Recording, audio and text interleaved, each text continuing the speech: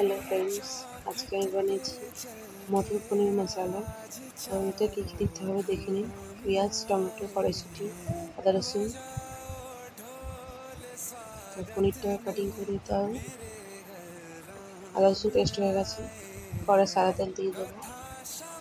পনিরটা ভালো করে ভেজে নেব। তারপর টমেটো আর পেঁয়াজটা ভালো করে ফ্রাই করে নিতে হবে। অল্প একটু নুন দিয়ে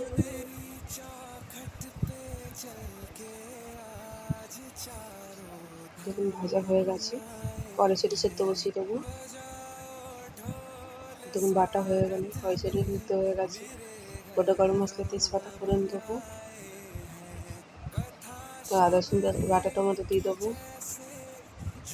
হলুদ, নুন, গুঁড়ো লঙ্কা, জিরে গুঁড়ো, ধনিয়া গুঁড়ো দিয়ে দেবো। দিয়ে ভালো করে কষিয়ে নেবো।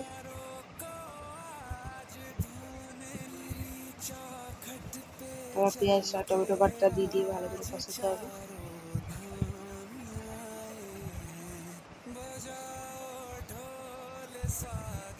তারপর একটু চিনি দিয়ে দেবো যাতে স্বাদটা একটু ভালো হয়। তার একটু করে তেল বেরোলেই কড়াইশুঁটিটার মধ্যে দিয়ে দেবো। কড়াইশুঁটি দিয়ে ভালো করে নেড়ে নিয়ে তারপর সামান্য একটু জল দিয়ে দেবো। এই জলটা ভালো করে ফুটে গেলেই পনিরগুলো দিয়ে দেবো। তারপর একটু আমি বাটার পনির মশলা